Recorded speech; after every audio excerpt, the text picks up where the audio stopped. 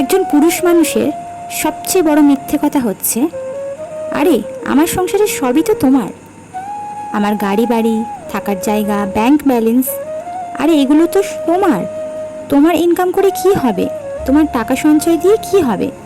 বোনেরা আমার, ভাবো যদি ঝগড়া লাগে, কোনো একটা ফল্ট বার হয়, একবেলাও লাগবে না ওই বাড়ি থেকে তোমাকে বার করে দিতে।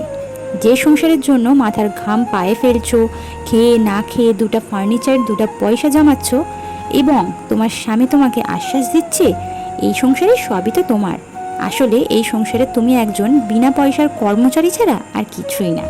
যদি সত্যি সত্যি নিজের পরিচয় বানাতে হয়, নিজের আইডেন্টিটি বানাতে হয় বা বানাতে চাও, তাহলে ইনকাম করতে হবে এবং নিজের কাছে রাখতে হবে। হ্যাঁ, তোমার হাজবেন্ড যদি কিছু দেয় সেটা তোমাকে দয়া করে দিচ্ছে, তাই নিজের আত্মসম্মান নিজের কাছেই রাখো।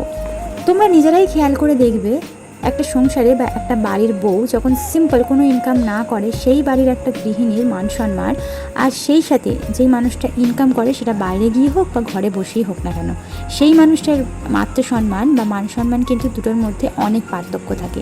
একটু নিজেদের পরিচয় তৈরি করতে চাও তাহলে অবশ্যই কিন্তু কোনো না কোনো উপায়ে কিছু না কিছু বাইরে না বেরোতে পারো, ঘরে বসে হলেও ইনকাম করবে।